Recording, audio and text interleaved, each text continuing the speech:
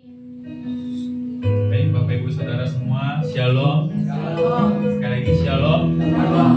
Oke, selamat pagi semuanya. Gimana kabarnya hari ini? Luar biasa. Puji Tuhan, luar biasa ya, baik ya. Dan kita bersyukur hari ini kita kembali bisa hadir ya di ibadah kita di pagi hari ini. Maka itu kita siapkan hati kita dan kita berdoa. Terima kasih Bapak, terima kasih Tuhan Yesus, terima kasih Roh Kudus atas kebaikan Tuhan dan Tuhan kami yang tidak pernah berhenti Tuhan ya, yang selalu ada bersama-sama kami Tuhan, selalu senantiasa hadir bersama-sama dengan kami Bapak. Kami mau mengucap syukur Tuhan, dan hari ini kami mau datang Tuhan dengan hati kami, dengan pikiran kami Tuhan, untuk semuanya Tuhan fokus hanya kepada Engkau Tuhan, fokus pada hadiran Tuhan, hadir dalam Tuhan kami Tuhan pada hari ini Bapak. Biarlah hari ini kami bisa angkat pujian kami Tuhan, kami bisa naikkan segala sembah kami Bapa dari hati kami yang terdalam Tuhan, dari hati kami yang paling bagian dalam Tuhan, sehingga kami bisa memberikan yang terbaik Bapa bagimu Tuhan. Sebab karena mula Tuhan keselamatan bagi kami Tuhan, karena Engkaulah Tuhan Allah firman kami Tuhan, sumber kuat kami Tuhan ya. Mungkin sama-sama kita sama-sama menyembah, kita sama-sama mengucap syukur atas kebaikannya. Terima kasih Tuhan. Haleluya, haleluya. Terima kasih. Haleluya. Sungguh besar kasih anugerah-Mu. Kami bersyukur. Terima kasih. Haleluya,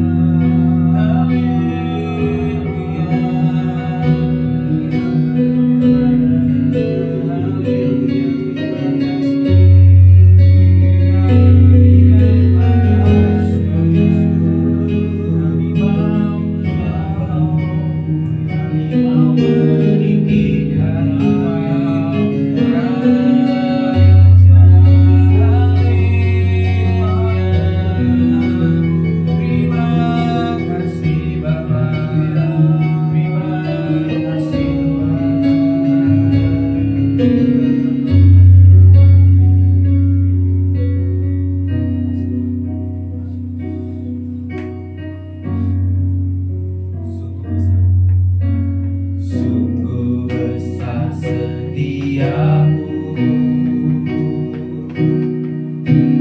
nyata di sepanjang hidup.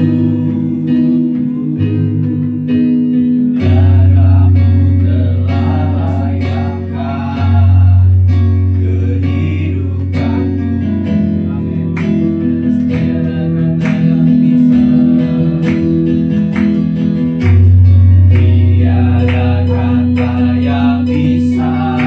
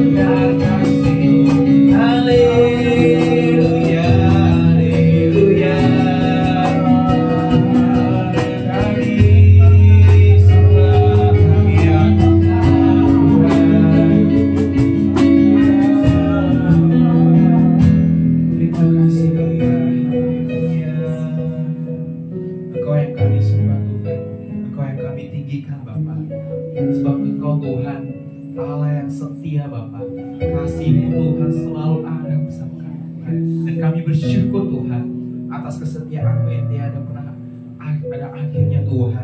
Kami bersyukur menjadi kepunyaan Engkau Tuhan. Kami berterima kasih Tuhan, Engkau telah memilih kami sebagai anak-anak-Mu Tuhan. Dan hari ini Bapa, biarlah dalam ibadah hari ini Bapa, kami bisa lebih dalam lagi, kami bisa lebih sungguh-sungguh lagi Tuhan, dalam menyembah Engkau, dalam mengagungkan Engkau Tuhan, dalam bersorak-sorai dalam nama-Mu Tuhan. Dan biarlah Tuhan hari ini Bapa, kami bisa merasakan kembali Tuhan api yang di dalam diri kami Tuhan, kehausan dan kelaparan Tuhan itu semakin bertambah Tuhan kepada Engkau Bapa. Dan biarlah Tuhan hari ini Tuhan kami dipuaskan oleh Engkau Bapa. Terima kasih Bapa. Sebentar kami mau memuji, kami mau menaikkan sorak-sorai kami Tuhan. Yang siap sama-sama katakan amin. Amin. Ya. Berikan kemuliaan bagi nama Tuhan. Sekali lagi shalom semuanya. Shalom. Siap memuji Tuhan? Amin. Harus semangat? Haleluya. Oke, tos kanan kirinya.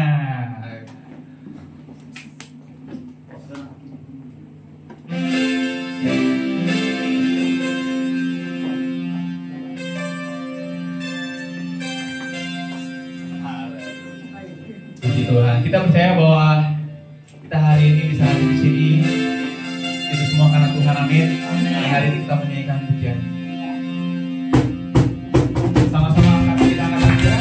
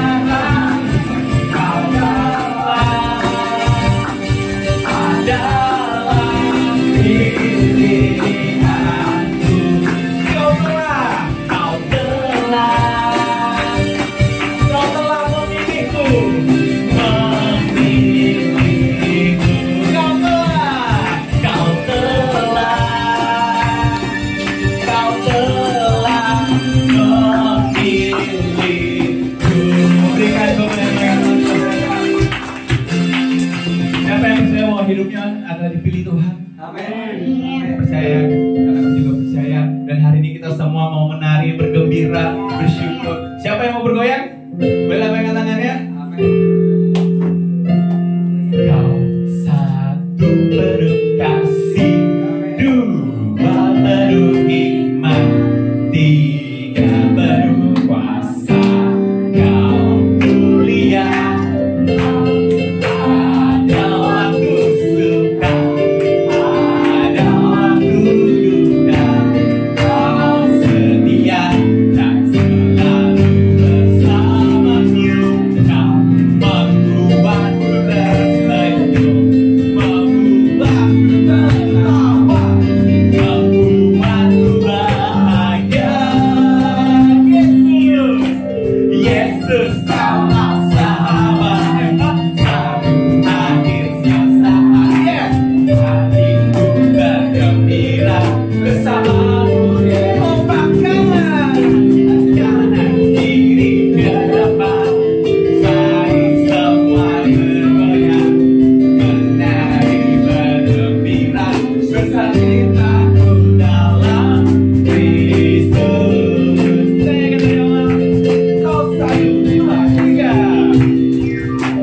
Kau satu penuh kasih, dua penuh iman, tiga penuh kuasa. Kau mulia, pada waktu suka. Kau setia dan selalu bersamaku. Kau membuatku tersenyum, membuatku tertawa, membuatku bahagia. Yesus, Kaulah sahabat, selalu hadir setiap saat. Hatiku bergembira bersamamu. Yesus, kanan kiri ke depan, mari semua bergoyang. Hatiku bergembira, sukacitaku dalam Kristus. Sekali lagi. Yesus, Kaulah sahabat, selalu hadir setiap saat. Hatiku bergembira bersamamu. Yesus, lompat kanan kiri ke depan, mari semua bergoyang, menari bergembira, sukacitaku dalam Kristus. Sukacitaku dalam Kristus. Sukacitaku dalam Kristus.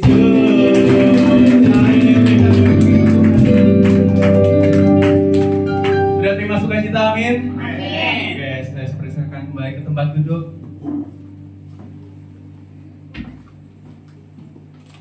Mari kita siapkan hati kita, pikiran kita. Kita mau masuk ke firman. Kita minta pada hari ini pikiran dan hati kita dibukakan oleh Tuhan untuk kita bisa menerima hal-hal yang baru, untuk kita bisa menerima kehidupan yang dari Tuhan. Tuhan rindu kasih kepada kita. Bapa, kami hadir Tuhan tempat ini. Bapa, itu bukan sebuah kebetulan Tuhan. Kami bisa bersama-sama tempat ini Bapa. Kami sama-sama bisa menyembah bersama di sini Tuhan. Engkau yang telah mengumpulkan kami menjadi satu Tuhan. Dan kami hari ini Bapa, kami mau datang Tuhan. Sebab kami tahu Tuhan, Engkau rindu Tuhan memberikan hal-hal yang baru pada ayatnya, memberikan hal-hal kehidupan bagi kami semua Tuhan. Maka hari ini Bapa, kami mau datang Tuhan, buka hati kami Bapa, membuka pikiran kami Tuhan, untuk kami bisa menerima Engkau sepenuhnya Tuhan, bukan menerima Engkau setengah-setengah, sedikit-sedikit, tapi sepenuhnya Tuhan, sehingga Engkau hidup dalam firman kami Bapa.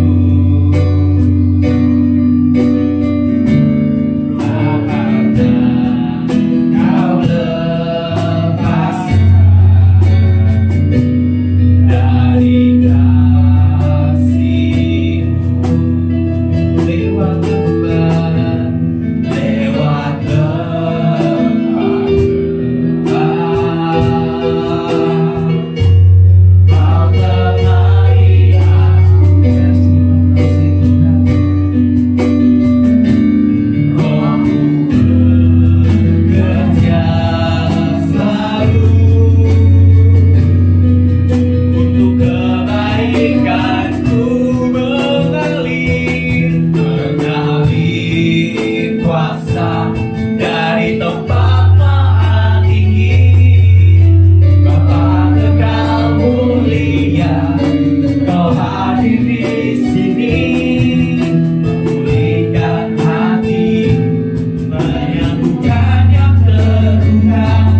Bukan tenang bersamamu, Bapa mengalir kuasa dari tempat maha tinggi. Bapa kekal mulia, Kau hadir di sini, memulihkan hati, menyembuhkan yang terluka. Bukan tenang bersamamu, apa Bapa mengalir kuasa dari tempat maha tinggi. Bapa kekal mulia, Kau hadir di sini, memulihkan hati, menyembuhkan yang terluka. Bukan tenang bersamamu, Bapa mengalir kuasa dari tempat maha tinggi. Bapa kekal mulia, Kau hadir di sini, memulihkan hati, menyembuhkan yang terluka. Bukan tenang bersama. Kita katakan mengalir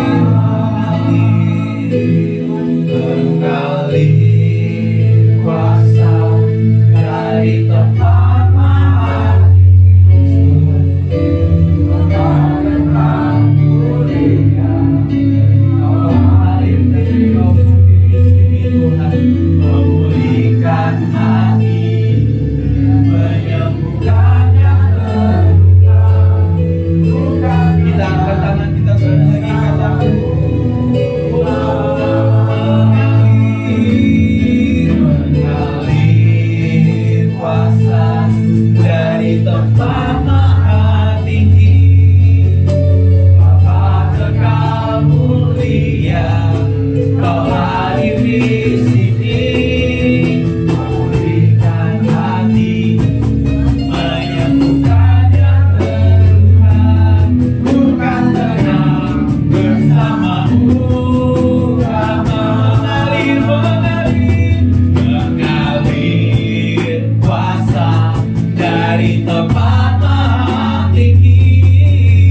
Bapa kekal mulia, Kau hadir di sini, kepada Pak Gembala, memulihkan hati, menyembuhkan yang terluka.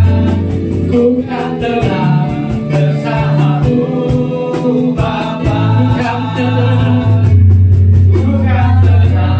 bersamamu, Bapa bukan tenang bersamamu, Bapa. Kami tenang di dalam Engkau, Bapa. Kami bersyukur kepada Engkau, sebab Engkau adalah Tuhan pemilik dalam hidup kami ini, Tuhan. Tuhan, ampuni kami, Bapa. Kami mengaku di hadapan-Mu banyak kesalahan yang mungkin kami lakukan dalam sepanjang kehidupan kami, dalam sepanjang minggu ini, Bapa. Tuhan, layakan kami, Bapa, di hadapan-Mu. Sempurnakan hidup kami, Bapa. Ubah hidup kami, Bapa, menjadi pribadi yang berkenan kepada Engkau. Karena itu yang kami rindukan dalam hati kami, Bapa, mendapatkan perkenan-Mu, Bapa. Hidup takut dan benar di hadapan-Mu, Tuhan. Pada saat ini, Tuhan, kami akan mendengarkan sebagian daripada kebenaran firman-Mu. Berfirmanlah Engkau, Tuhan Yesus. Pakai mulut, pakai bibir, lidah, mulut hamba, Bapa, untuk bisa menyampaikan kebenaran firman-Nya daripada Engkau, Bapa. Biar hatimu bisa disampaikan kepada jemaat-Mu pada siang hari ini, Bapa. Dalam nama menyerahkan Yesus pembacaan firman Tuhan ini di dalam nama Tuhan Yesus Kristus yang sudah siap untuk mendengarkan kebenaran firman Tuhan. Mari sama-sama katakan amin. Cek 1 2. Puji nama Tuhan. Mari saya ucapkan Shalom. Shalom. Haleluya. Terima kasih kepada Bapak Gembala yang sudah memberikan kesempatan kepada saya untuk menyampaikan kebenaran firman Tuhan.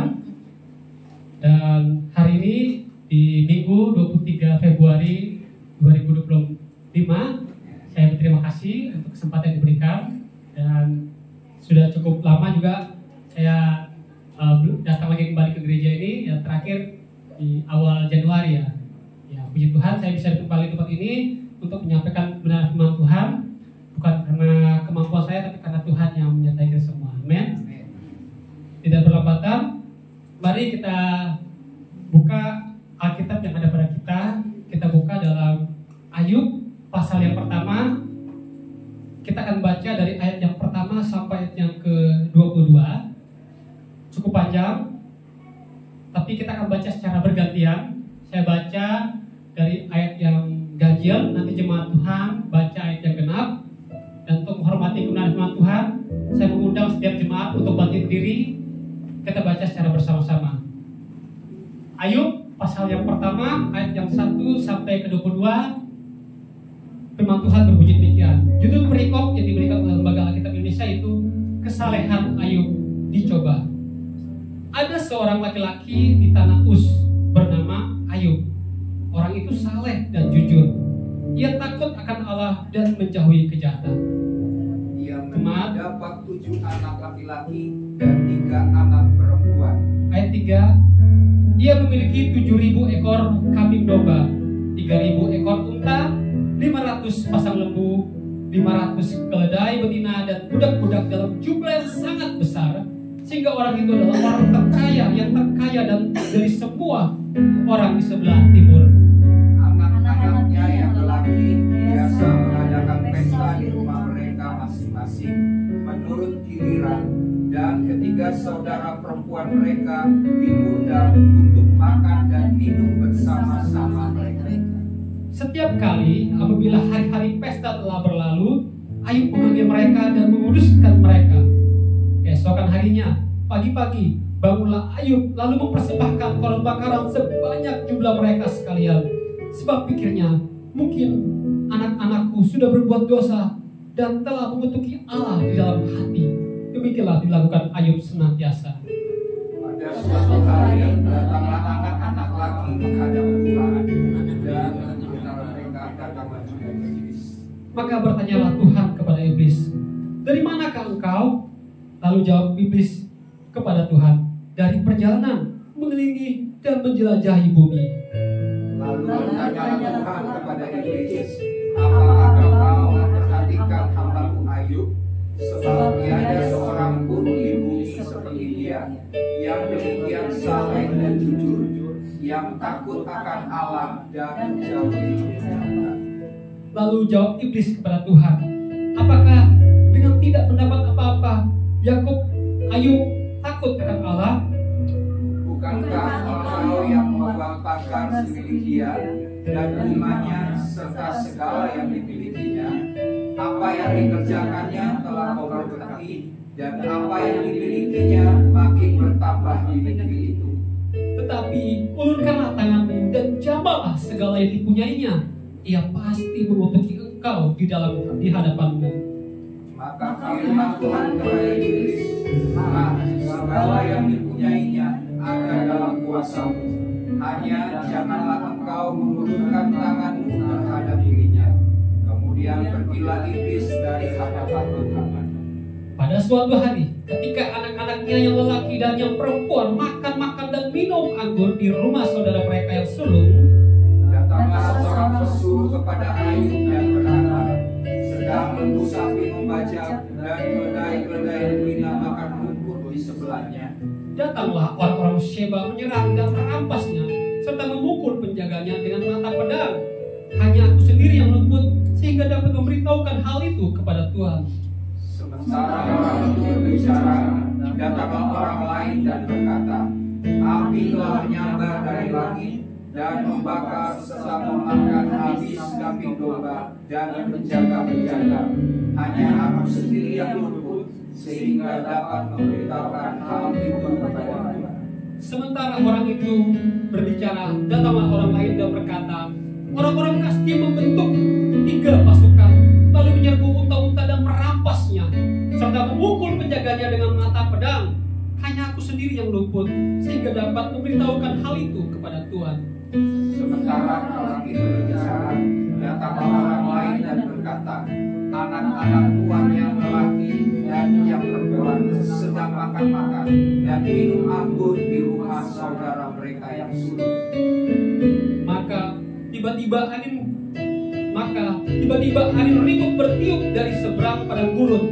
Rumah itu dilandanya pada 4 penjurunya dan roboh menimpa orang-orang muda itu, sehingga mereka mati.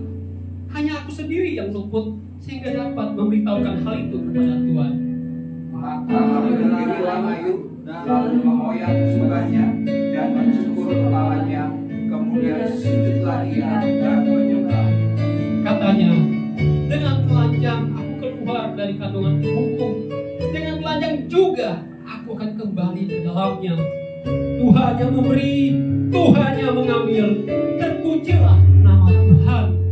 Dalam kesemuanya itu, Ayub tidak berbuat dosa dan tidak menuduh Allah berbuat yang kurang patut. Puji nama Tuhan, silakan duduk.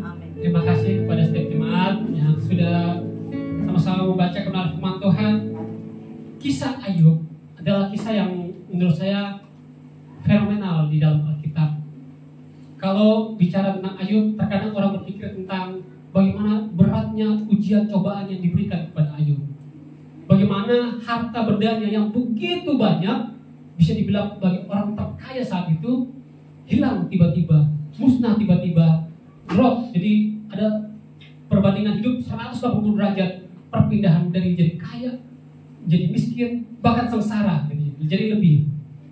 Namun kisah ini kadang-kadang kita selalu menyikapinya dengan ujian daripada Tuhan.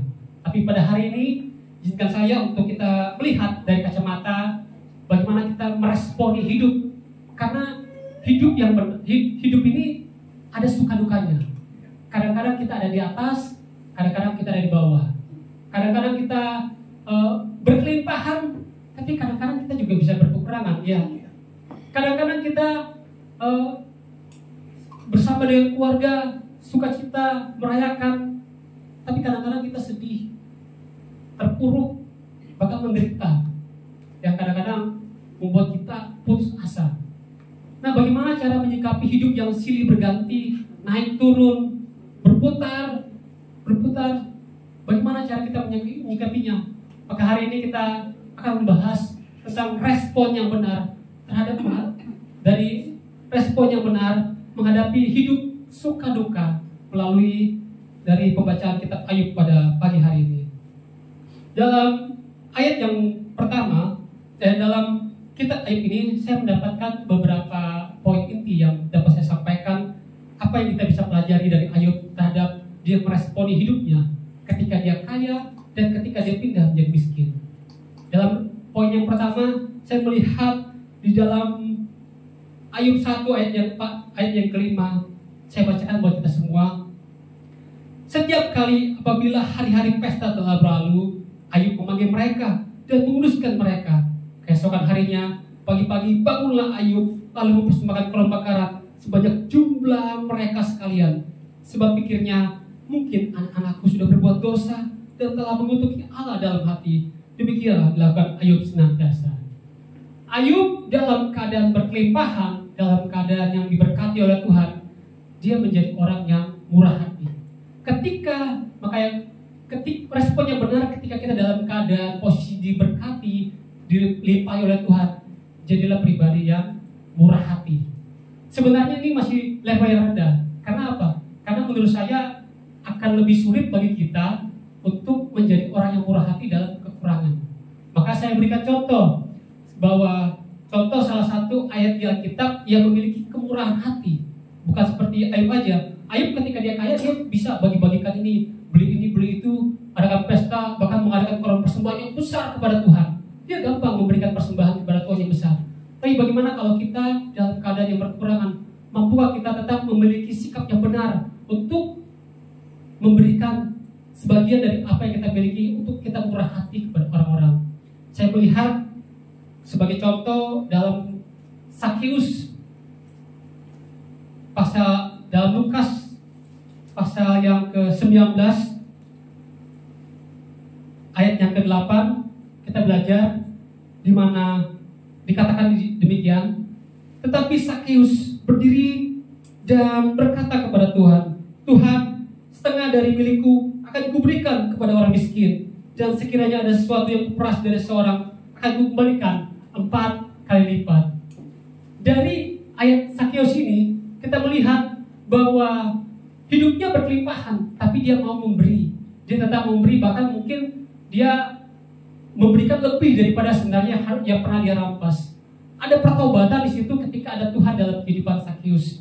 Jadi ketika kita hidup diberkati oleh Tuhan, kita harus menjadi orang yang murah hati. Poin yang pertama yang kita bisa pelajari yaitu bahwa kita harus sadar bahwa semua yang kita miliki adalah milik Tuhan. Semua adalah titipan Tuhan. Kekayaan, jabatan, atau apapun yang kita miliki di dunia itu hanya sementara. Itu yang perlu kita sadari pada hari ini, bahwa segala sesuatu yang kita miliki tidak abadi. Ada saatnya akan Tuhan ambil. Ada saatnya mungkin akan berpindah tangan kepada orang lain. Dan di saat seperti itu, kita tetap harus meresponi dengan benar, yaitu tetap memiliki sikap yang murah hati, tetap memberi kepada orang-orang yang berkekurangan. Kadang kita bilang, "Tuhan, hidupku menderita." Tapi kalau kita lihat ke bawah, masih banyak kok orang-orang yang lebih menderita daripada kita. Masih banyak kok orang-orang yang berkekurangan, gak bisa makan, gak ada tempat tinggal. Masih banyak. Sebab itu Tuhan memberikan kepada kita hati yang mau memiliki belas kasihan kepada orang-orang yang ada di sekitar kita. Di luar itu, saya ingat janda di Sarfat, ketika Elia datang ke rumahnya minta roti, dia bilang, "Belikan aku roti." Janda itu bilang apa? "Yang ada di rumahku cuma ada roti segenggam, tepung segenggam, dan sedikit minyak." Lalu janda itu membuat roti dan mie dari tepung yang terakhir itu untuk diberikan kepada Elia. Dia kekurangan, dia nggak punya apa-apa, karena setelah itu dia mungkin akan mati karena nggak punya makanan. Tapi dia tetap memiliki hati yang betul-betul mau memberi yang terbaik bagi hambanya. Karena Elia waktu itu adalah utusan dari Tuhan, Nabi pada waktu itu, dan dia memberikan itu semua kepada Tuhan. Saya tidak melihat daripada apa yang diberikan kepada Elia, tapi saya mau memperhatikan fokus kita adalah respon daripada janda itu yang murah hati. Dalam keadaan yang kekurangan sekalipun, dia tetap mau memberi. Dia tetap mau melihat bahwa memberi yang terbaik untuk Tuhan adalah hal yang terindah dalam kehidupannya. Sebab itu saya mau mengajak kita semua, mari kita sadari bahwa di dunia ini kita nggak punya apa-apa. Semua adalah titipan Tuhan. Maka tetaplah murah hati, tetap mempertanggungjawabkan setiap berkat yang Tuhan berikan dalam kehidupan kita. Amin. Yang kedua, saling berbagi kepada orang lain, atau kalau kata agak kasar sedikit, jangan pelit ya. Kalau ada berkat, bagi. Tapi jangan sampai, kalau orang bilang, jangan kita memberi tangan kanan, tangan kiri melihat. Dalam arti ketika kita memberi kepada seseorang yang kekurangan, jangan kita foto, ini aku memberi ya, ini aku kasih berkat ya. Tidak. Tapi kalau organisasi formalitas sebagai bagian dalam laporan mungkin diizinkan, tapi tidak untuk disombongkan. Karena ketika kita memberi, itu kan kepercayaan dari Tuhan. Kita diberikan kesempatan untuk memberi kepada orang lain. Maka tetaplah memiliki kerendahan hati di situ, bahwa sebagian daripada apa yang kita miliki ada berkat untuk orang lain. Orang-orang sekitar kita, lihat kiri kanan, jangan lihat ke atas terus. Wah, ini orangnya kaya banget ini, saya mau kayak gitu. Tapi kadang-kadang kita harus lihat ke bawah juga. Wah, di bawah masih banyak yang berkekurangan. Di bawah juga ternyata ada yang lebih menderita daripada kita. Maka kita harus saling memberi kepada orang-orang yang ada di sekitar kita. Jadi saya mengajak kita semua untuk saling memberi kepada sesama kita. Amin. Amin. Yang ketiga, yaitu kita harus tetap berusaha hidup kudus dan berkenan kepada Allah. Kalau dalam hidup yang berkelimpahan, hidup dengan, kalau katakan, bergelimang harta, kadang-kadang susah loh kita mau datang kepada Tuhan. Kadang-kadang kita mau datang kepada Tuhan hanya ketika terpuruk. Tapi ketika kita berkelimpahan, ketika kita diberkati Tuhan, kita bahwa ketika dia berkelimpahan, ketika dia diberkati, bahkan orang terkaya saat itu, dia tetap memiliki hidup yang kudus, mau tetap menguduskan anak-anaknya. Habis pesta tetap diberikan persembahan karena takut anaknya berbuat dosa. Dia tetap mau hidup kudus bersama dengan keluarganya, dan dia mau memiliki perkenanan di hadapan Tuhan, berkenan di hadapan Tuhan. Dia takut kalau kekayaan yang dia dapati bisa membuat dia menjadi sombong, tapi dia mau harta yang dipakai, kekayaan yang diberikan kepada Tuhan, kepercayaan itu dia pakai untuk memuliakan Tuhan, tetap rendah hati. Saya melihat ada konsep berpikir dari Ayub bahwa ketika dia kaya, jangan sampai membuat dia sombong. Dia tetap mau murah hati, dia tetap mau rendah hati, dia tetap mau berusaha berkenan di hadapan Tuhan. Karena kadang-kadang seperti dikatakan bahwa kita nggak boleh sombong, karena ada ayat di dalam firman Tuhan dikatakan bahwa di mana hartamu berada, disitulah hatimu berada. Tuhan mau katakan jangan sampai ketika kita memiliki kekayaan, ketika kita dipercayakan cuma jabatan, kita menjadi sombong. Saya mau katakan kepada kita semua, lebih baik kamu mendapatkan suatu penderitaan tapi menghasilkan kerendahan hati, daripada suatu pencapaian atau kesuksesan tapi membuat engkau sombong. Jadi saya mau katakan terakhir, jangan sombong akan kekayaan yang dipercayakan oleh Tuhan. Kekayaan yang diberikan, walaupun itu tidak banyak, tapi tetap kita pergunakan dengan sebaik-baiknya untuk kemuliaan nama Tuhan. Amin. Lalu poin yang kedua yang dapat kita pelajari dari Ayub ketika dia hidup berkelimpahan, yaitu dia hidup takut akan Allah dan menjauhi kejahatan. Hal ini saya dapatkan dalam Ayub pasal yang pertama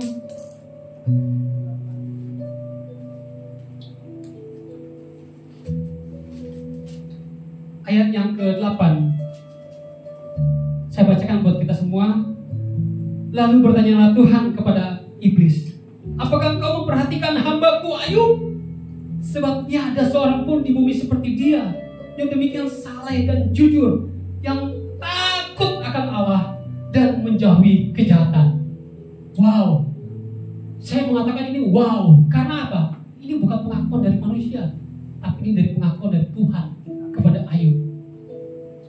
Ayub diakui oleh Tuhan bahwa dia hidup jujur, dia hidup saleh, dia hidup takut akan Tuhan dan menjauhi kejahatan. Pengakuan, kadang kita mau mencari pengakuan dari manusia yang lain, dari orang-orang yang ada di sekitar kita, dari orang-orang yang berada di dekat kita. Tapi kita lupa bahwa pengakuan yang sejati, pengakuan yang sebenarnya itu datang dari Tuhan. Kalau Tuhan yang meninggikan, maka tidak ada orang yang merendahkan. Tapi kalau Tuhan yang sudah merendahkan, tidak ada yang bisa meninggikan kita. Maka tetaplah mencari perkenanan Tuhan, pengakuan dari Tuhan, itu yang penting. Karena bagi saya itu, hidup itu seperti kita dihadapkan sebagai seorang yang sedang bersandiwara di atas panggung. Jurinya adalah Tuhan, sedangkan orang lain adalah penonton. Ketika kita melakukan hal-hal yang baik, melakukan pencapaian yang luar biasa, orang-orang bertepuk tangan. Hebat ya Sam, hebat ya kamu bisa lulus, kamu bisa wisuda, kamu bisa dapat ini, kamu bisa kesini, dapat itu, dapat hadiah, dapat ini, naik jabatan segala macam. Wow, kalau kita lagi menderita, mereka bilang, Sam kamu jelek, kamu kapok, kasihan deh kamu gitu. Itu orang-orang yang menonton, orang-orang penonton. Tapi kita lupa bahwa di tengah itu ada juri yang sedang melihat apa yang kita perbuat. Ketika kita dalam keadaan suka, apakah kita bebas begitu saja melakukan hal-hal yang jahat? Karena ingat, mata Tuhan ada di mana-mana melihat kita. Tuhan tahu isi hatimu, Tuhan tahu apa yang kamu perbuat. Dia tetap menjadi juri yang melihat apa yang kita lakukan.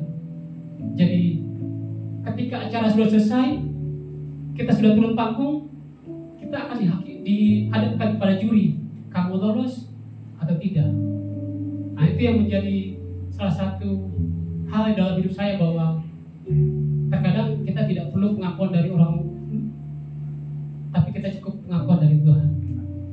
Kalau mereka berbicara baik, kita hargai. Tapi kalau mereka bicara buruk, kita abaikan saja. Kita tetap percaya bahwa Tuhan, pengakuan dari Tuhan adalah yang utama dalam kehidupan kita. Amin. Amin. Diakui hidup takut akan Allah oleh iblis dan Allah. Bahkan iblis dan Allah aja mengakui bahwa Ayub itu hidup takut akan Allah. Yang kedua, banyak orang ketika diberkati oleh Tuhan malah melupakan Tuhan. Nah, ini beberapa orang juga saya temukan dalam kehidupan pribadi saya, juga saya melihat ada orang-orang yang ketika mau mencari kerja datang ke gereja, terus Pak Gembala tolong doakan saya supaya dapat pekerjaan. Setelah dapat pekerjaan, saya lihat diberkati oleh Tuhan. Loh, kok gak ke gereja lagi ini orang? Oh, ternyata dia sudah sukses, dia sudah berhasil, dia sudah terlalu sibuk. Saya mau katakan kepada kita semua, apapun kesibukan kita, apapun yang kita lakukan, apapun berkat yang kita terima, tetap jangan lupakan Tuhan. Ya, kita diberikan waktu untuk bekerja, kita diberikan waktu untuk bisa mengurus pekerjaan di rumah, keluarga, usaha-usaha kita, tapi tetap jangan lupakan Tuhan. Seluruh hidup kita ini adalah karena Tuhan. Kita ada karena Tuhan. Kita bisa napas karena Tuhan. Kalau saya bangun pagi, kita masih bisa buka mata, itu semua karena Tuhan. Jadi jangan lupakan Tuhan. Walaupun kita diberkati dengan bermiliar-miliar, bertriliun-triliun rupiah, jangan lupakan Tuhan. Begitu pula, kalaupun kita tidak diberkati, tetap jangan lupakan Tuhan. Ingat selalu kebaikan Tuhan. Daud dalam Mazmurnya katakan, pujilah Tuhan, hai jiwaku, dan janganlah lupakan segala kebaikannya. Tuhan meneriaki jiwanya, dia meneriaki hidupnya. Pujilah Tuhan, hai jiwaku. Ada tanda seru di situ. Dia mau menyatakan bahwa jiwanya harus memuji Tuhan, dan jangan lupakan segala kebaikan Tuhan. Kalau kita lihat ke belakang flashback, pasti banyak sekali kebaikan-kebaikan yang Tuhan berikan dalam kehidupan kita. Kita bersyukur untuk hal itu, tapi kita tetap berusaha untuk memberi yang terbaik bagi bulan nama Tuhan. Amin. Seperti kata-kata tadi bahwa di mana hartamu berada, di situ hatimu berada. Karena itu saya mau katakan kepada kita, harta kita adalah Tuhan Yesus, supaya mata kita tertuju kepada Yesus. Katakan diri kanannya, harta kita adalah Tuhan Yesus. Ya, jadi kalau harta kita adalah Tuhan Yesus, perkenan Tuhan Yesus, takut akan Tuhan Yesus, maka saya berharap, saya minta kepada kita semua untuk hati kita juga tertuju kepada Tuhan Yesus. Amin. Haleluya. Nah, sekali lagi dikatakan bahwa diberkati atau tidak, kita tetap mengatakan terpujilah nama Tuhan. Apapun berkat yang diberikan oleh Tuhan, besar, kecil, susah atau mudah, tetap katakan terpujilah nama Tuhan. Tuhan, saya mengucap syukur di hadapan-Mu. Berkat juga bukan bicara masalah jasmani, terkadang juga bicara masalah sukacita. Karena banyak orang di luar sana yang tidak bisa bersukacita. Terkadang juga masalah kemampuan, dalam arti kita masih bisa berjalan. Ada di luar sana dalam keadaan tidak bisa berjalan. Ada di luar sana dalam keadaan cacat, kurang anggota tubuhnya. Kita masih lengkap, kita masih bersyukur untuk itu.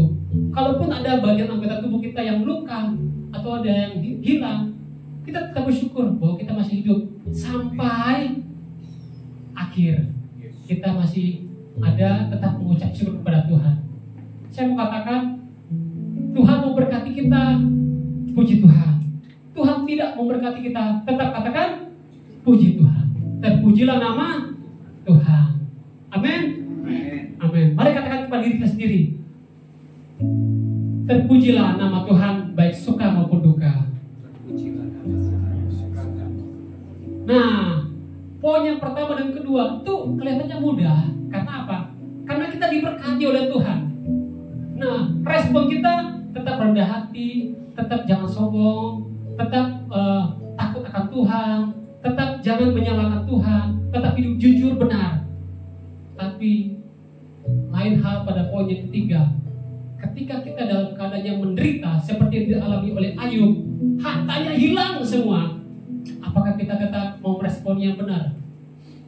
Apakah kita tetap mau hidup benar, hidup takut kepada Tuhan?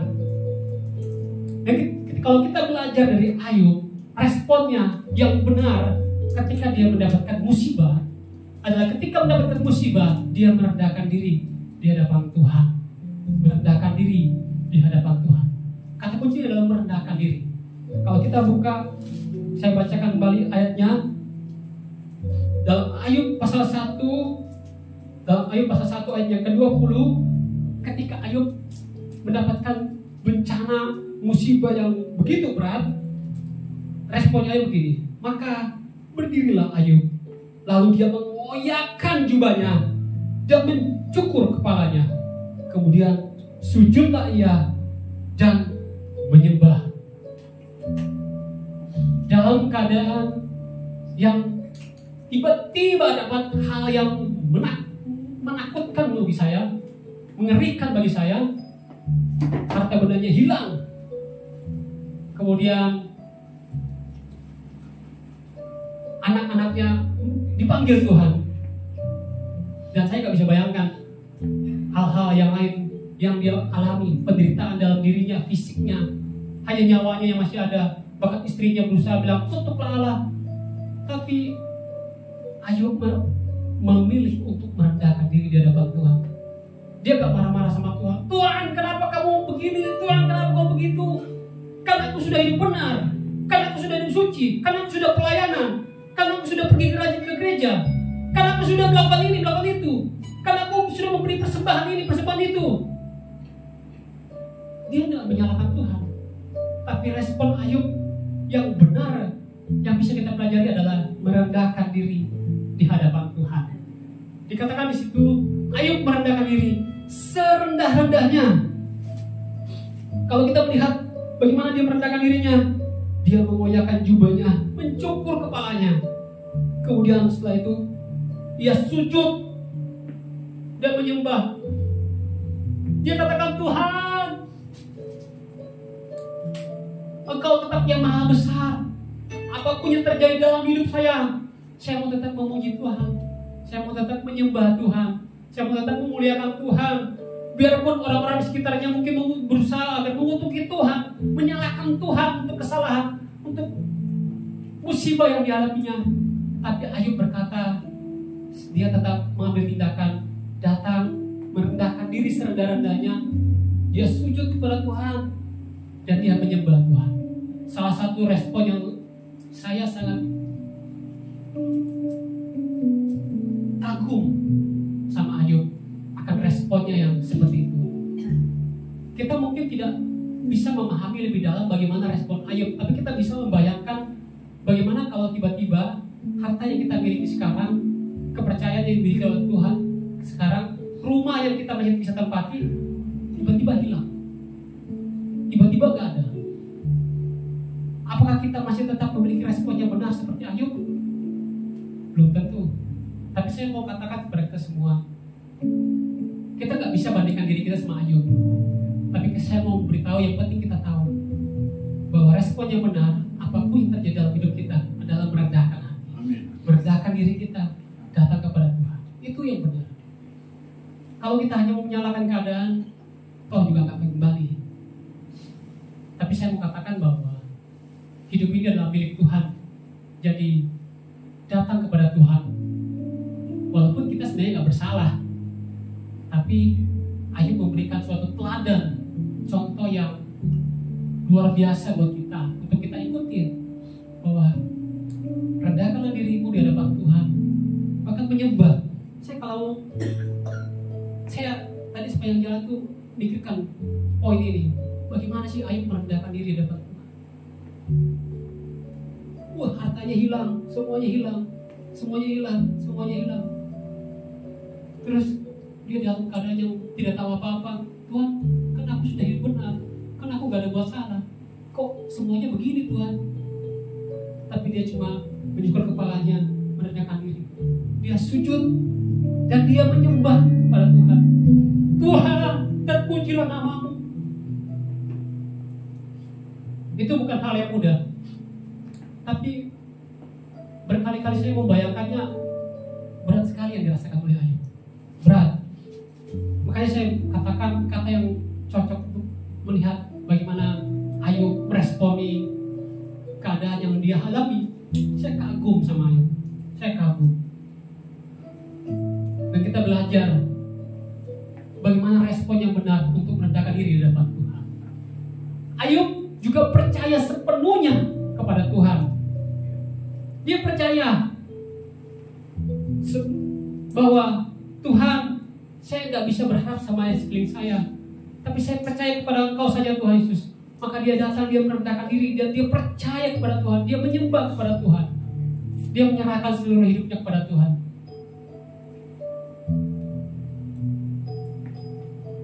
Bahkan saya yakin bahwa Ayub juga menyesali diri akan kesalahan yang mungkin telah dia lakukan. Mungkin dia hidup benar, tapi dia bilang, Tuhan, mungkin ada kesalahan yang saya lakukan, ampuni saya Tuhan, ampuni saya Tuhan, ampuni saya. Saya menyesal Tuhan kalau saya melakukan hal-hal yang kurang berkenan di hadapan.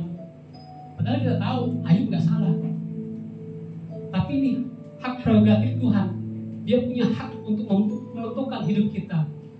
Maka apapun yang terjadi, tetap datang kepada Tuhan, rendahkan diri dan percaya sepenuhnya kepada Tuhan.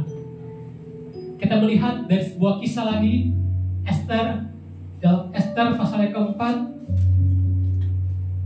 ayat yang ke-15 dan sampai 16.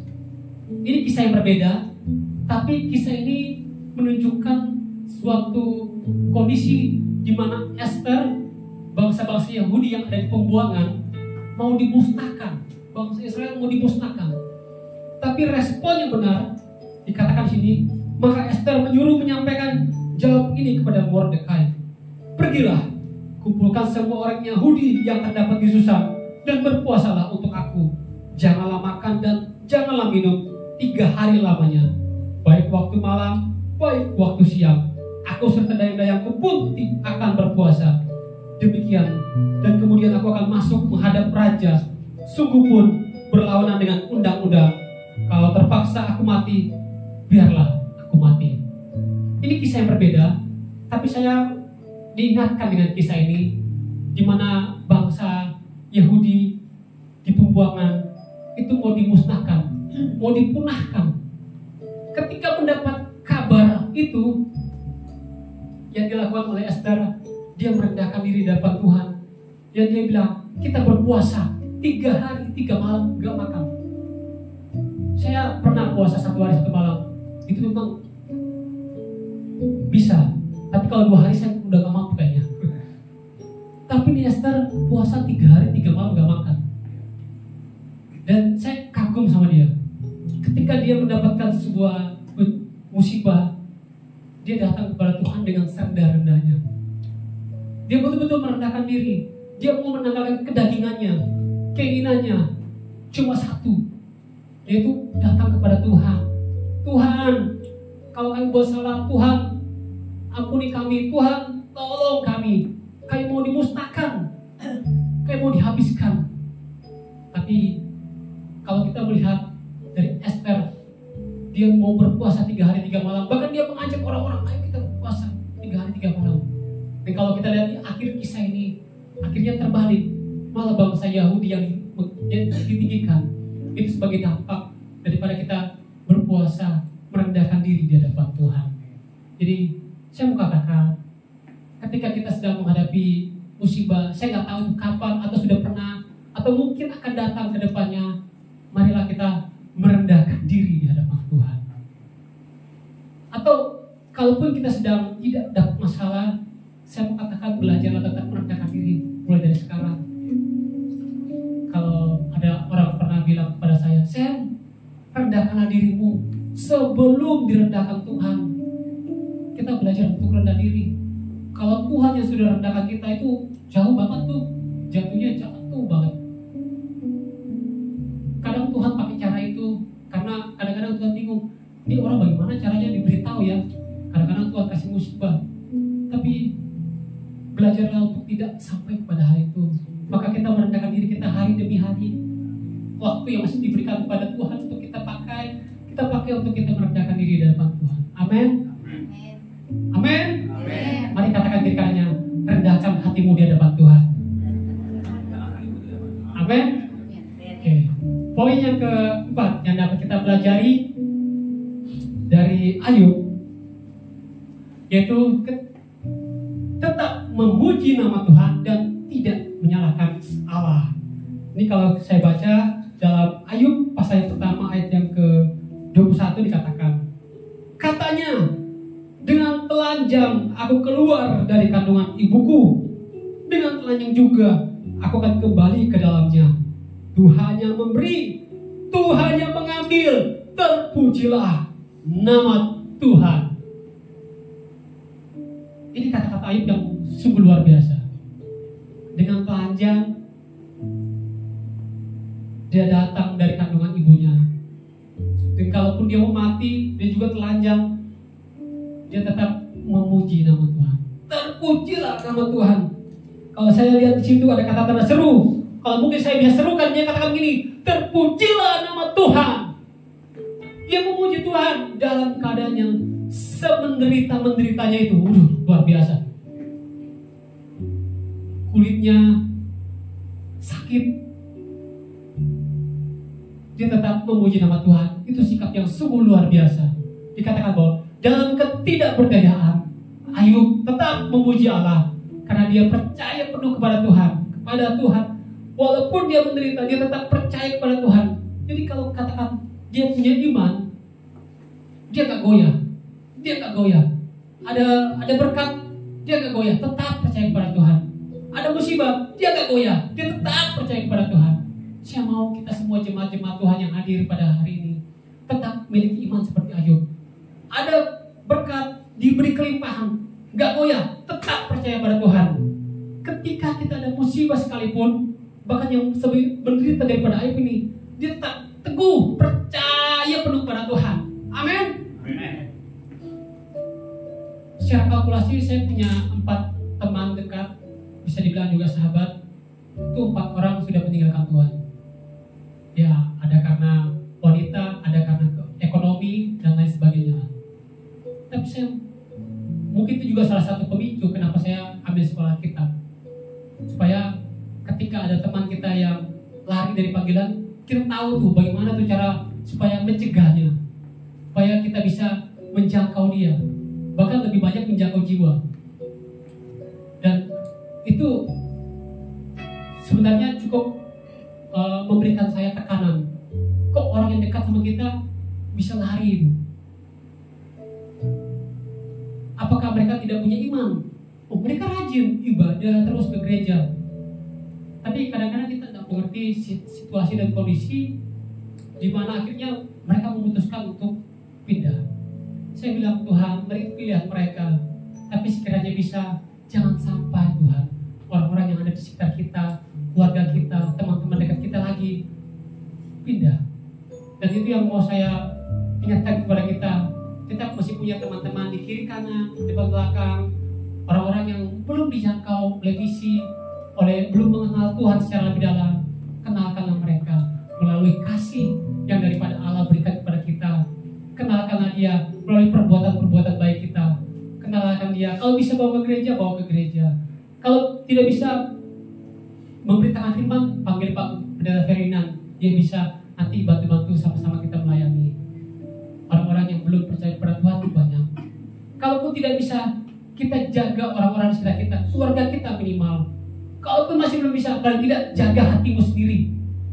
Tuhan, saya mau diberkati, saya tidak mau diberkati, saya mengalami penderitaan sekalipun, saya tetap teguh, tidak goyah, saya tetap percaya kepada Tuhan dengan sepenuhnya. Amin. Kalau hanya ekonomi dibandingkan dengan keselamatan, jauh sekali menurut saya. Ayub ekonominya habis, Ayub penderitaannya, fisiknya, sakitnya habis, keluarganya habis. Tapi Ayub tetap memuji Allah dengan penuh kepada Tuhan. Amin. Nah, ada satu contoh di situ, yaitu istrinya Ayub. Kalau kita melihat, tidak seperti Ayub yang menyalahkan Tuhan. Istrinya Ayub berkata,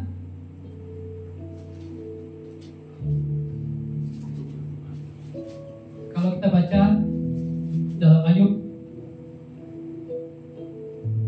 ayat 2 ayat yang ke-9, saya bacakan buat kita.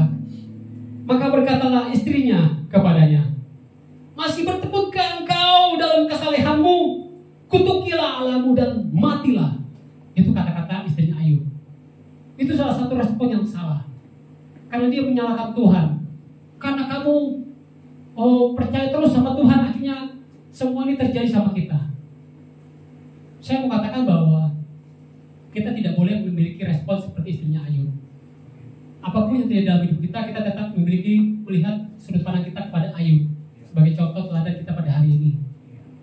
Kalau ada orang-orang yang seperti itu, kita abaikan. Ayub mengabaikannya. Ayub, walaupun dikatakan oleh orang terdekatnya sendiri, yaitu istrinya, Ayub gak terpengaruh. Dia tetap teguh. Saya percaya kepada Tuhan. Pergilah kamu gitu. Jadi tetap percaya teguh kepada Tuhan. Bukan hal yang mudah. Saya belajar secara pribadi.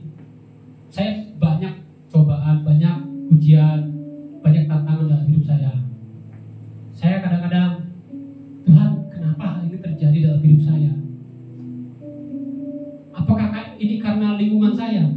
Apakah ini karena orang tua saya? Apakah ini karena teman-teman saya? Apakah ini pergaulan saya? Apakah karena ini, karena itu, karena ini? Saya berusaha mencari alasan sana sini, mencari sesuatu untuk disalahkan gitu. Tapi akhir-akhir ini saya belajar untuk tidak menyalahkan apapun. Saya belajar untuk menyalahkan diri saya sendiri. Kalau misalnya saya ada musibah, saya bilang, ini salah saya tadi nggak hati-hati. Oh, ini salah saya, siapa suruh saya kamu pilih itu? Oh, ini salah saya, kenapa tadi kamu nggak atur dengan baik? Oh, ini salah saya. Saya bilang, Tuhan, kalau ada masalah apapun terjadi itu salah saya, Tuhan. Saya nggak mau salahkan orang tua saya nggak mau salahkan teman-teman saya nggak mau menyalahkan keadaan. Karena saya ada di sini karena pilihan saya. Karena saya ada di sini karena saya putuskan.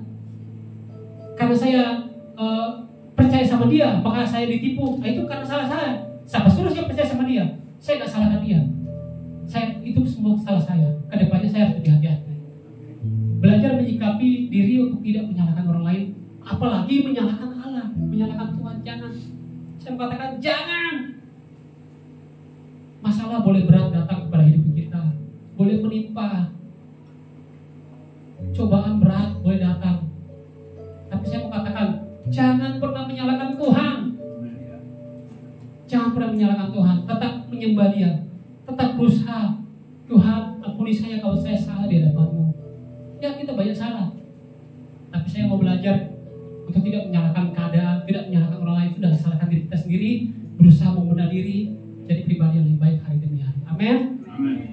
Oke, katakan kiri kanannya, tetap memuji Tuhan dan tidak menyalahkan Allah. Amin. Hal yang berikutnya yang saya lihat dari Ayub, dia mengatakan seperti ini. Dengan telanjang aku keluar dari kandungan ibuku, dengan telanjang juga aku akan kembali ke dalamnya. Kata-kata ini mengisyaratkan kepada Ayub bahwa semua adalah milik Tuhan dan hanya titipan sementara. Kita datang itu nggak bawa baju, kita datang itu nggak bawa uang, kita datang itu nggak bawa jam tangan, perhiasan segala macam, tas, nggak ada. Kita keluar dari kandungan ibu itu murni udah kosong, telanjang. Itu yang dilihat oleh Ayub. Jadi semua yang ada sudah Tuhan ambil, ya udah itu titipan. Kalau Tuhan nggak titipkan lagi sama saya, ya udah nggak apa-apa Tuhan. Saya kembali juga dengan telanjang. Semua yang kita miliki adalah titipan Tuhan. Jadi pergunakanlah dengan sebaik-baiknya. Kalau Tuhan berikan, puji Tuhan. Kalau Tuhan tidak memberikannya, tetap katakan puji Tuhan. Kemudian kita belajar refleksi hari ini.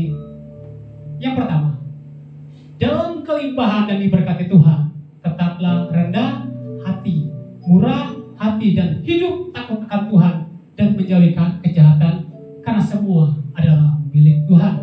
Yang kedua, kita harus tetap percaya, beriman kepada Allah yang benar, kudus, dan berdaulat, baik suka maupun duka. Tuhan punya hak atas hidup kita. Kita mau dibuat miskin, kita mau dibuat kaya, kita mau salah tidak, itu haknya Tuhan. Kenapa? Yang ketiga, kita tidak dapat memahami pekerjaan dan rencana Allah. Tetapi kita yakin pada rencananya bahwa pasti akan mendatangkan kebaikan bagi kita. Seperti Roma ayat 8 ayat 28, Tuhan memberikan cobaan-cobaan tidak lebih kekuatan kita, karena semuanya pasti akan mendatangkan kebaikan. Yang keempat, Allah terkadang mengizinkan iblis menguji kita orang-orang benar dengan kesengsaraan agar memurnikan iman dan hati kita. Mengapa begitu? Karena kadang-kadang nih dikasih berkat gak ingat Tuhan, dikasih kelimpahan gak ingat Tuhan, dikasih jabatan gak ingat Tuhan. Tuhan ambil lagi semua, baru datang sama Tuhan. Tuhan ampuni saya Tuhan, saya lupa. Kadang-kadang Tuhan mau memurnikan hati kita dengan kesengsaraan seperti itu. Maka sebelum itu terjadi, sebelum Tuhan rendahkan diri kita sekarang, rendahkan di depan Tuhan, hari-hari datang kepada Tuhan. Tuhan, ampuni aku Tuhan Yesus jika aku mengalami kesalahan yang saya lakukan sepanjang hari ini. Dan terakhir, kita tidak selalu memahami mengapa kita menderita. Namun, ketika hal itu terjadi, kita harus tetap memiliki respon yang benar. Respon yang benar. Katakan kiri kanannya, miliki respon yang benar. Miliki respon yang benar. Apapun yang terjadi dalam hidup kita, baik itu suka, baik itu duka, mau kelimpahan, mau kekurangan, sukacita, sengsara, menderita, tetap miliki respon yang benar. Amin. Ketika kita diberkati Tuhan, tetap hidup kudus, tetap hidup berkenan di hadapan Tuhan, tetap hidup takut akan Tuhan. Ketika kita menderita sekalipun, kita tetap merendahkan diri di hadapan Tuhan, tetap memuji Tuhan dan tidak menyalahkannya atas kejadian dalam hidup kita. Amin. Ayat yang terakhir yang dapat saya bagikan kepada kita semua dalam Yeremia. Next. Yeremia 29 ayat yang ke-11. Saya mau kita baca semua secara bersama-sama. Yeremia 29 ayat yang ke-11. Sudah dapat semuanya? Yeremia pasal yang ke-29 ayat yang ke-11. Boleh kita bangkit berdiri?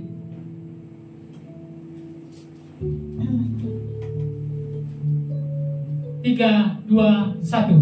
Sebab aku ini mengetahui rancangan-rancangan apa yang ada padaku mengenai kamu. Demikianlah firman Tuhan, yaitu rancangan damai sejahtera dan bukan rancangan kecelakaan, untuk memberikan kepadamu hari depan yang penuh harapan. Mari kita tutup kepala, kita akan menutup ibadah kita pada hari ini. Terima kasih Tuhan Yesus. Terima kasih Bapa. Kita satu punya mengatakan hanya nama Yesus.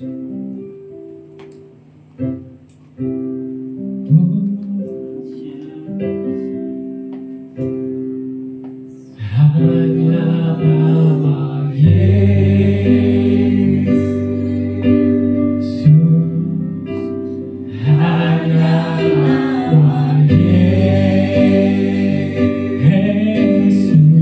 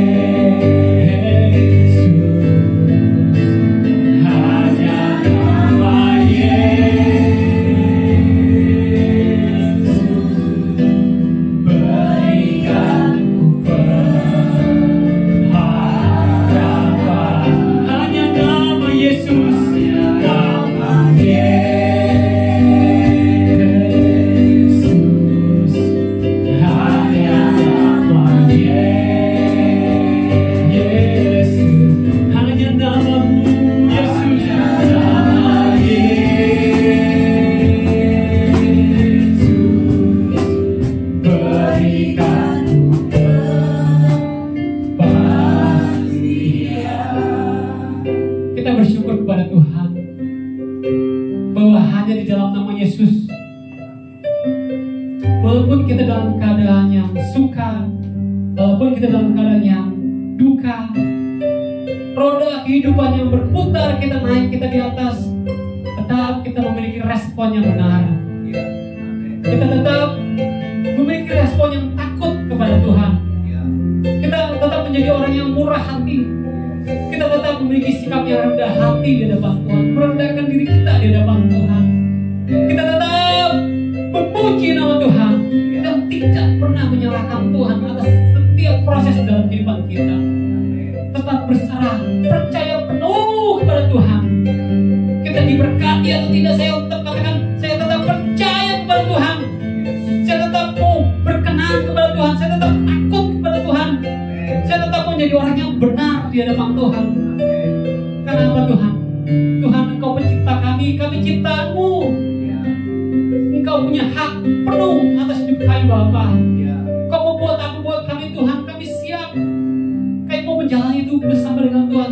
Asalkan Engkau tetap ada dalam kehidupan kami Bapa. Asalkan Engkau tetap hidup di dalam hidup kami Bapa. Kami tidak takut Bapa. Kami mau percaya penuh kepada Engkau Bapa. Ampuni kami Bapa. Ampuni kami Bapa. Ampuni kami Yesus. Ampuni kami Bapa. Banyak kesalahan dan dosa dalam hidup kami ini Tuhan. Kami merendahkan diri di hadapan-Mu pada siang hari ini Bapa. Ampuni kami Bapa. Kami merendahkan diri di hadapan-Mu. Biarlah Engkau yang semakin ditinggikan, Engkau yang semakin dimuliakan, dan kami saja yang semakin direndahkan ini Tuhan. Kami banyak kesalahan, kami banyak dosa-dosa Bapa. Kami mau belajar untuk berpegang teguh kepada Engkau, karena Engkau satu-satunya dalam hidup kami Bapa. Terima kasih Tuhan, hanya nama Yesus. Hanya nama Yesus.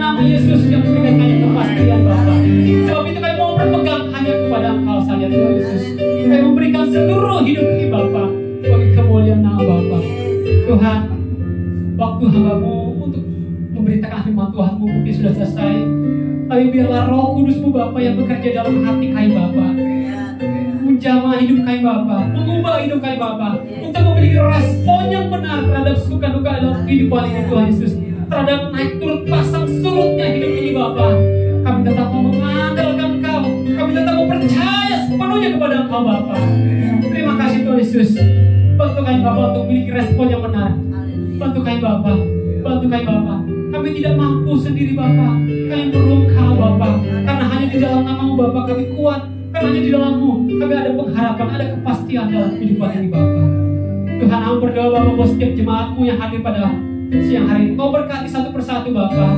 Dalam setiap pergumulan pribadi dan pribadi, Kau berkati mereka Bapa. Kau berikan jawaban yang terbaik dalam hidup mereka Bapa. Yang sedang dalam keadaan sakit, Engkau yang sedang dalam keadaan yang lemah tubuh, Engkau yang menyembuhkan, Engkau yang memulihkan secara sempurna di dalam nama Yesus Kristus. Biar kami bisa kembali sehat, kuat di dalam Engkau Bapa. Dan di hari kami bersama dengan Engkau Bapa. Yang sedang dalam pergumulan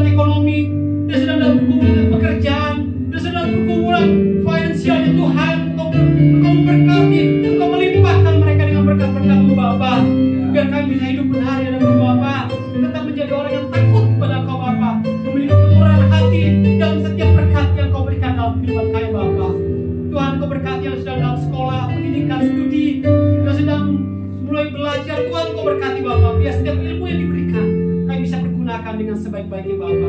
Tuhan, ajak kami Bapa untuk rendah hati, tidak sombong, dan kami mau belajar untuk murah hati dan terima kasih Bapa. Terima kasih Bapa, terima kasih Tuhan Yesus. Tuhan, Engkau berkati Bapa buat gereja Gemiwa mengingat tempat ini Bapa. Jemaat yang hadir juga Engkau berkati Bapa dalam nama Yesus. Tempat di mana kami berada, Tuhan berkati, Engkau kuduskan di dalam nama Yesus. Sponsor orang-orang yang terus memiliki hati yang mendoakan gereja tempat ini Tuhan, Engkau berkati dalam nama Yesus.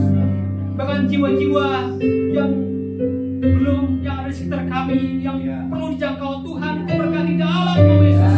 Biar gereja ini menjadi saluran berkat-Mu Bapa.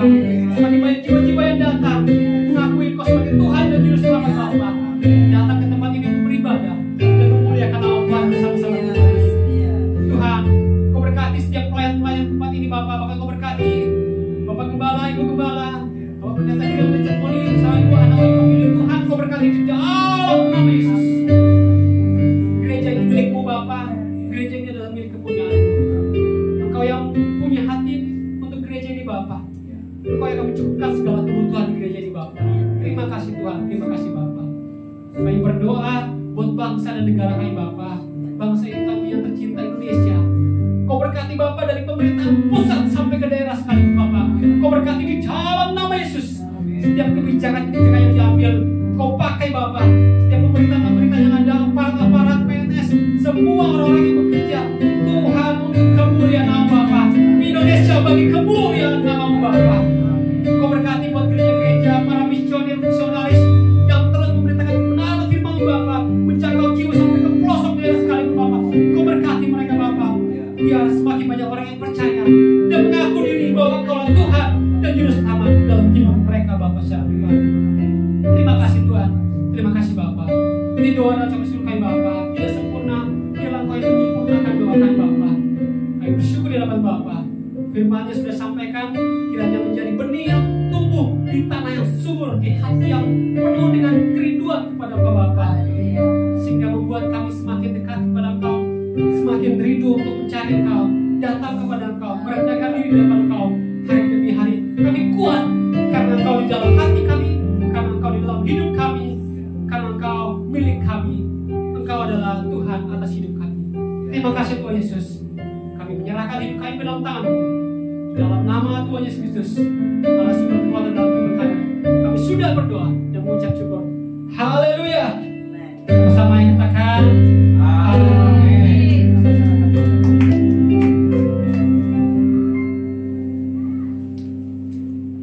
Oke, terima kasih atas firman-Nya. Terberkati oleh firman-Nya, amin. Amin. Sekarang kita mau masuk ke persembahan. Mari kita satu dalam doa. Terima kasih Bapa, terima kasih Tuhan Yesus, terima kasih Roh Kudus atas kebaikan Kau Tuhan dan kemuliaan kami. Hari ini Bapa kami telah belajar Tuhan, respon yang baik itu Tuhan. Kami percaya Bapa, kami minta Tuhan Kau latih terus Tuhan, didik kami Tuhan dengan tuntunan-Mu Tuhan, untuk kami memiliki respon yang baik dan benar Tuhan dalam kehidupan kami Bapa. Dan sebentar kami mau memberikan persembahan kami Tuhan. Biarlah persembahan hari ini Tuhan bisa menjadi berkat Tuhan bagi Engkau Tuhan, dan juga Engkau berkati Tuhan dengan yang hari ini bisa memberi ataupun yang belum bisa memberi Tuhan. Terima kasih Bapa, dalam nama Tuhan Yesus Kristus, haleluya, amin. Serahkan kepada yang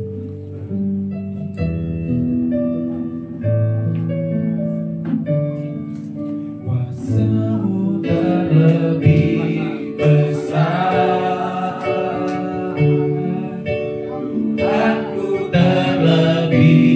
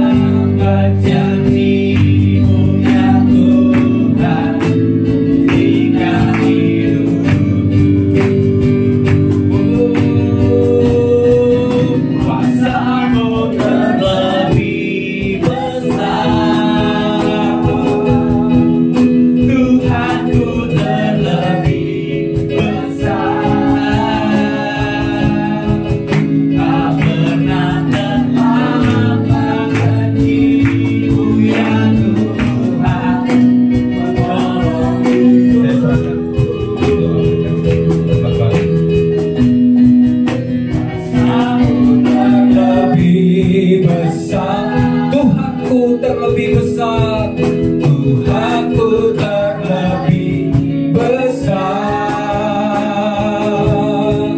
Tak pernah terlambat janji-Mu ya Tuhan. Pulihkan, mari sekali lagi kita mau katakan, kuasa Tuhan lebih besar dari masalah kita. Sambut yes Tuhan besar, Tuhanku terlebih besar. Tak pernah terlambat janji-Mu ya Tuhan, penolong hidupku. Masamu terlebih besar, Tuhanku terlebih besar, terlebih besar. Tak pernah terlambat janji-Mu ya Tuhan. Tak pernah terlambat. Amin. Sekali lagi, tak pernah terlambat janji-Mu ya Tuhan. Pulihkan hidupku. Haleluya, beri kemuliaan bagi Tuhan. Terima kasih Tuhan, menyatakan bahwa Engkau Tuhan yang besar, lebih besar dari masalah kami, lebih besar dari apapun juga Tuhan. Engkau memberikan janji dan Engkau memulihkan tepat pada waktunya. Terima kasih Bapa, kami telah belajar firman-Mu untuk memiliki respon yang benar Tuhan. Dan buat kami ketika menghadapi situasi yang berat, situasi yang sulit, situasi yang membuat kita seringkali kecewa, biarlah kita boleh datang kepada Tuhan. Kita boleh merespon dengan tepat, merespon dengan benar, sehingga hidup kita boleh mempermuliakan nama Tuhan. Terima kasih Bapa, Tuhan berkati akan hamba-Mu yang telah menyampaikan firman Tuhan, isi hati Tuhan, kehendak Tuhan. Evangelis Samuel, Tuhan berkati dalam kehidupannya, dalam pelayanannya. Tuhan sediakan semua hal yang terbaik Tuhan. Janji-janji Tuhan digenapi, masa depan yang cerah Tuhan berikan. Sebab kami percaya sesuai dengan firman Tuhan, bahwa rancangan-Mu adalah damai sejahtera. Dan Engkau punya rancangan-rancangan yang besar yang Tuhan sediakan bagi hamba-Mu ini. Terima kasih Bapa, berkati dalam segala aspek kehidupannya, sehingga nama Tuhan dipermuliakan. Urapi Tuhan dalam menyampaikan firman-Mu, dimanapun hamba-Mu ini Engkau putus, sehingga nama Tuhan saja yang dipermuliakan. Terima kasih Bapa. Dan jika sebentar kami akan mengakhiri akan ibadah minggu pagi hari ini, di penghujung daripada bulan Februari, sebelum kami masuki bulan depan Tuhan, bulan Maret Tuhan. Kami tidak tahu situasi ke depan, hal-hal apa saja yang akan terjadi di depan Tuhan. Tapi kami percaya kami punya Tuhan yang besar, yang bersama-sama akan menolong kami, dan bersama-sama dengan Tuhan kami akan melewati situasi-situasi yang berat, karena Tuhan adalah penolong kami, menyertai kami di sepanjang hidup kami. Mari angkat tanganmu, kekasih-kekasih Tuhan, biji mata Tuhan, dan terimalah berkat Tuhan. Tuhan memberkati engkau, Tuhan melindungi engkau, Tuhan menyinari engkau dengan wajahnya dan memberikan engkau kasih karunia. Tuhan menghadapkan wajahnya kepadamu dan memberikan engkau damai sejahtera. Dan turunlah kasih daripada Bapa, berkat daripada Tuhan Yesus Kristus, penyertaan daripada Roh Kudus akan menyertai di sepanjang kehidupanmu, sehingga apa saja yang kau perbuat Tuhan berkati dan Tuhan buat berhasil. Janji-janji Tuhan digenapi, kita boleh melewati segala hal bersama dengan Tuhan. Karena jika Tuhan ada bersama kita, siapakah musuh kita, siapakah lawan kita? Terima kasih Tuhan, sampai Yesus Kristus datang kedua kali menjemput setiap kita. Kita tidak kedapatan bercacat celah, dan kita akan diangkat di awan yang permai bersama dengan Tuhan selama-lamanya. Semua kita yang sudah diberkati Tuhan bersama-sama katakan amin.